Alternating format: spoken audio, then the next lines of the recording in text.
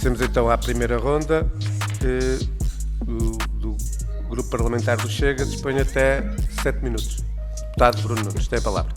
Muito obrigado, Sr. Presidente. Cumprimentar o Sr. Ministro, o Sr. Secretário de Estado, os restantes membros do Governo, os senhores e senhores vereadores, quem nos acompanha.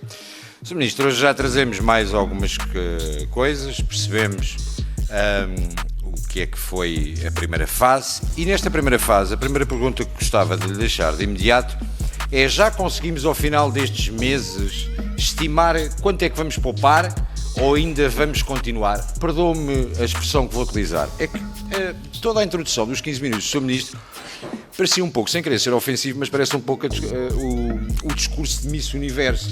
Nós percebemos, de facto, que queremos paz no mundo, queremos tudo a funcionar melhor, as pessoas no centro das empresas, a importância da resposta, não deixarmos ninguém para trás, mas isso é um conjunto de intenções que nós gostávamos aqui na Assembleia da República ver mais materializado. Não estou a dizer que não foi feito, mas para que não seja o discurso de Miss Universo, eu precisava de que fosse mais materializado e de termos, enquanto órgão de fiscalização também do próprio Governo, de percebermos exatamente em que pontos é que estamos, exatamente o que é que foi feito, quanto é que vamos poupar.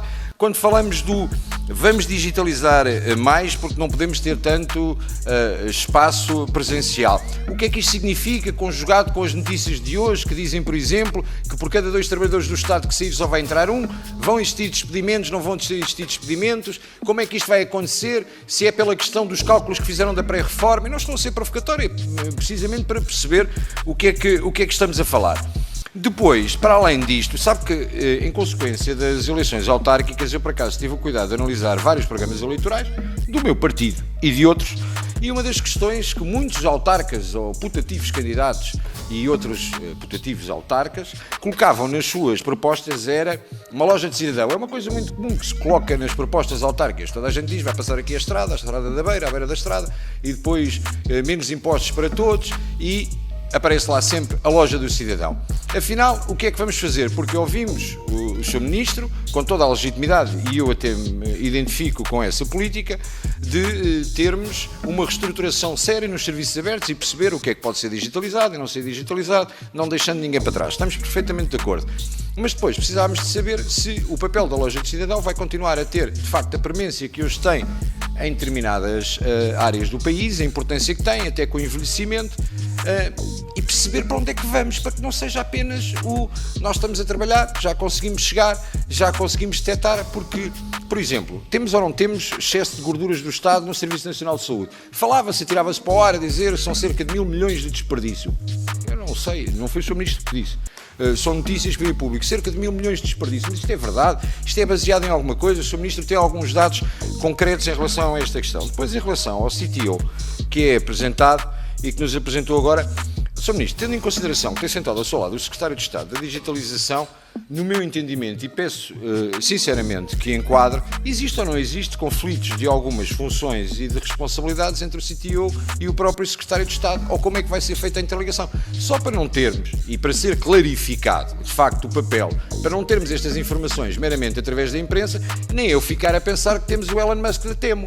Porque, na realidade, o que me dá a ideia é, ao criarmos um CTO para tentar criar estas ferramentas, podemos ter, de facto, uma alavanca muito pomposa a nível mediático, mas depois, na prática, podemos esbarrar naquela que é a burocracia e na aranha, ou, se quiser, no polvo que é a máquina do Estado, que eu acredito que para si deve ser uma dor de cabeça trabalhar sobre isto, e não estou a ser jocoso, já lhe disse de outra vez, porque acho que vem de uma área que chega aqui e esbarra com algumas realidades que o devem deixar em ponto remoçado para tentar resolver. E, portanto, para não termos esta figura, entendermos exatamente quais as funções que vai desempenhar, porque não basta mudar apenas a nomenclatura da AIMA para uma nova... da AMA para uma nova AMA e termos uma nova nomenclatura, mas precisamos de facto perceber porque é que isto tudo vai acontecer. E era isso que, essencialmente, o Chega pretendia, que hoje fôssemos um bocadinho mais além, aproveitando que estamos praticamente em cima do Orçamento de Estado, entendermos que reformas, ou como é que vamos agora entrar nesta fase 2, e já agora aproveitava para lhe questionar quantas fases temos, só para nós irmos contabilizando e perceber se estamos mais próximos do final, se não estamos mais próximos do final, e percebemos quantas fases estão, e são perguntas que lhe digo para mim que claramente genuínas e quais são os cronogramas para entendermos, e não lhe vou pedir agora aqui o fluxograma, porque obviamente isso é uma responsabilidade que estará na competência do Ministério, mas pelo menos percebermos, a nível do cronograma, do que é que estamos a falar, para podermos perceber se, tendo em consideração que daqui a um ano já pode existir dissolução da Assembleia da República, se conseguimos até lá resolver alguma das questões da reforma do Estado, ou se eventualmente poderemos ter alguma... Não, calma, não sou eu que vou dissolver, nem eu Chega. Dissolver a Assembleia eventualmente será o novo Presidente da República. E, portanto, percebermos se, entretanto, não estaremos com mais um processo que ficará aqui a meio, que não seria nem mais nem menos do que uma tentativa de um simplex aplicado por uma... Eu creio que isto foi ofensivo. E foi, de facto, estar a compará-lo com o governo de José Sócrates, foi, de facto, peço-lhe desculpa. Não era essa a minha intenção. E, portanto, creio que não foi a melhor maneira de abordar o facto, e neste aspecto eu peço-lhe desculpa, mas gostava que o processo não ficasse a meio, até porque eu reconheço ao Sr. Ministro uma enorme competência e capacidade e, portanto, certamente teremos forma de, em conjunto com a Assembleia da República, dialogando com o maior partido da oposição, que é o Chega, teremos certamente forma de chegarmos a esta reforma do Estado, que nós tanto almejamos e o Sr. Ministro também. Muito obrigado. Sr. Ministro, dispõe de até 7 minutos para a resposta. Muito obrigado. Sr. Deputado, muito obrigado pelas suas questões e também pela articulação e pela concordância que vejo aqui em vários pontos. Quanto ao que vamos poupar, vamos ver, o grande objetivo desta reforma não é uma poupança financeira. O grande objetivo desta reforma é libertar recursos do Estado e da sociedade para serem mais produtivos, para serem mais eficientes e para fazerem crescer a economia. O nosso objetivo não é estar a cortar salários nem fazer despedimentos. Isso é muito claro e eu já o aqui afirmei. O Sr. Deputado, aliás, voltou a perguntar, e bem, com toda a legitimidade, se ia haver despedimentos, e a minha resposta é: não haverá despedimentos, não há cortes de salário, não é isso. Esse não é o nosso conceito, a nossa interpretação de reforma do Estado. Portanto, evidentemente que se me pergunta quanto é que vamos poupar em salários e quanto é que vamos poupar em despedimentos, não tenho uma resposta para lhe dar, porque não é esse o caminho, não é isso que vamos fazer. Vai haver alguma poupança, naturalmente, em dirigentes, porque vamos reduzir o número de dirigentes, vamos reduzir o número da cadeia hierárquica, vamos libertar património, porque nas reformas dos ministérios, há ministérios que vão passar para o Campus 21, já estão a passar e continuarão a passar para o Campus 21 com libertação de património que pode ascender a várias dezenas de milhões de euros em património que fica disponível, inclusivamente para a habitação, e, portanto, há libertação de património e há poupanças por essa via. Mas não é, digamos assim, uma poupança que se possa ascender àquilo que é um orçamento do Estado ou uma coisa do género. É uma poupança real, são várias dezenas de milhões de euros, mas não é talvez esse o número de que o Sr. Deputado estivesse à procura. Eu tenho um número para lhe dar, eu creio que da última vez até eu já o referi aqui. Estima-se, com base em estudos internacionais, que a burocracia possa representar em Portugal um custo para a economia de cerca de 10 mil milhões de euros, e eu acredito que seja mais ainda. Eu acredito que seja mais ainda o custo da burocracia em Portugal. Portanto, o que é que eu quero dizer com isto? É que eu acho que, em termos de valor financeiro, monetário, onde está a verdadeira poupança, se quiser assim, ou a verdadeira oportunidade, está na desburocratização da nossa economia, na simplificação da nossa economia, na digitalização da nossa economia, que constitui uma oportunidade de crescimento económico extraordinário. Quer do ponto de vista da atração de investimento estrangeiro, que pode resultar da desburocratização, porque não tenha dúvida, Sr. Deputado, e acredito que concorda comigo nisto, há muito investidor internacional que não vem para Portugal porque não acredita, porque não quer passar pelo calvário burocrático que é a nossa administração pública. As oportunidades, por exemplo, estou aqui a olhar para o Sr. Secretário de Estado para a Digitalização, as oportunidades que há em matéria de inteligência artificial, de data centers, de gigafactories, etc., que nós podemos atrair para Portugal com uma economia digital deste tipo, e, portanto, há aqui uma oportunidade económica significativa, mas que não é da nossa perspectiva, vista da perspectiva do corte. seja, eu não lhe consigo dar, porque não é essa a nossa estratégia, não é porque eu não tenho as contas, é porque não é essa a nossa estratégia, eu não lhe consigo dizer vou poupar X euros em salários, porque eu não vou despedir pessoas nem cortar salários. Eu acho é que também os estudos indicam isso com clareza, nós temos um potencial de crescimento na ordem dos de vários mil milhões de euros em atração de investimento e em crescimento da nossa economia nestes clusters digitais, entre outros. Quanto ao CTO, nós acreditamos que eu acredito que recrutei um secretário de Estado de altíssima qualidade, aliás dois, que estão aqui os dois, de altíssima qualidade, cujos méritos e percurso profissional são absolutamente inquestionáveis. Eu devo dizer que, se me permite uma palavra sobre isto, o Sr. Deputado referiu, eu devo dizer que me sinto muito privilegiado, porque numa altura em que se diz que é tão difícil atrair pessoas com qualidade para a política e para o serviço público, eu sinto que tenho a trabalhar comigo uma equipa de altíssima qualidade, a quem eu tiro o chapéu e a quem agradeço desde já a generosidade com que me acompanham nesta missão.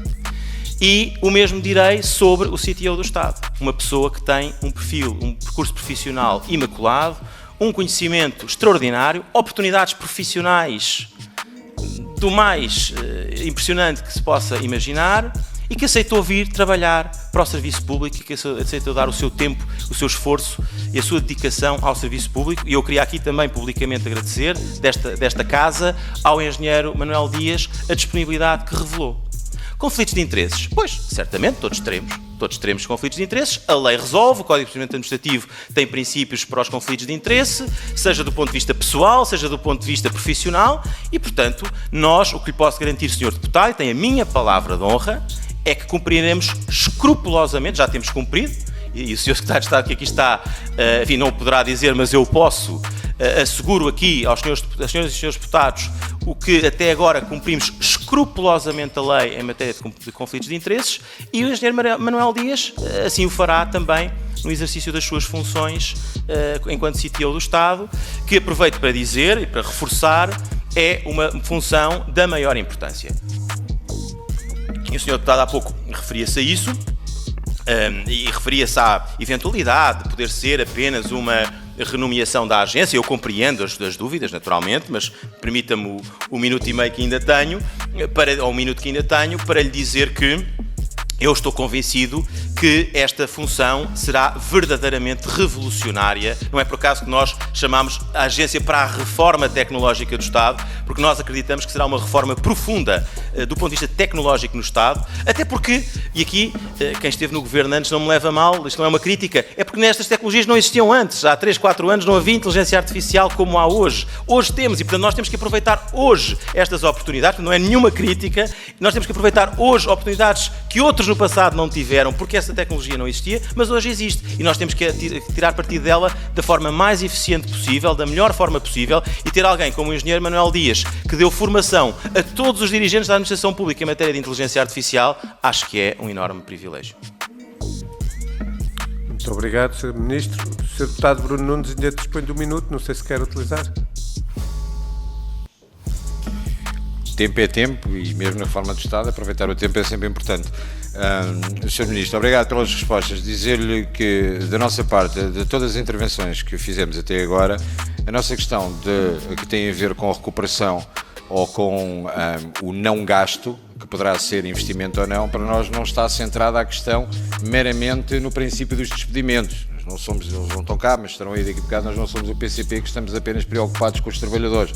Nós estamos preocupados com os trabalhadores, assim que estamos preocupados com os impostos dos trabalhadores e a forma como tudo isto é gasto. E, portanto, a nossa preocupação era tentar perceber nesta máquina, não apenas referente a questões de vencimentos e custos com o mapa pessoal, vamos assim chamar, mas sim na redução das gorduras do Estado, entender exatamente quais os valores. Não era tanto estarmos focados na questão dos trabalhadores, que é para nós uma questão premente e preocupante, saber se existe, se não existe, com o corte de alguns serviços presenciais, e nomeadamente ficou também por responder, mas acredito que em atalho de foice consegue responder, e o atalho de foice aqui não tem a ver com a foice do PC novamente, mas que tem a ver com a questão do não ficar para trás dos mais velhos e da preocupação deste período de transição que teremos aqui algumas gerações com as quais temos que obrigatoriamente nos preocupar. Muito obrigado, Sr. Deputado. O Ministro também ainda dispõe de 1 minuto. Muito bem, não, tempo é tempo, portanto vou aproveitar 1 minuto. Não, para responder exatamente a este ponto, há obviamente poupanças e nós estamos a estimá-las, porque isto tem que ser feito de Ministério a Ministério e as poupanças são assimétricas entre os vários Ministérios. Mas deixe-me dar-lhe um exemplo muito claro. Nós estamos a passar uma série de funções que estavam alocadas aos vários Ministérios para funções transversais. Por exemplo, aquisição de bens e serviços. Na arte estamos a centralizar a questão da aquisição de software e de tecnologias de informação. A ESPAP está a centralizar uma série de outras funções de aquisições. Temos os serviços jurídicos concentrados no SEJUR.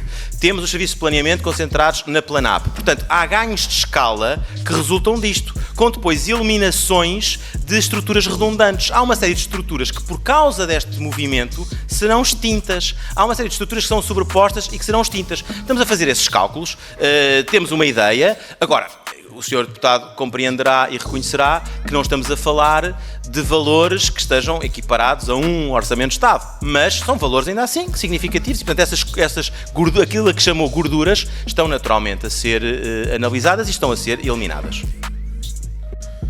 Se gostaste do conteúdo, deixa o teu like, subscreve o canal, ativa o sininho para receber as notificações de novos conteúdos, comenta, partilha nas redes sociais e nos grupos do WhatsApp e Telegram e já sabes, há sempre o lado B de cada história censurada. Até ao próximo vídeo. Tchau, tchau.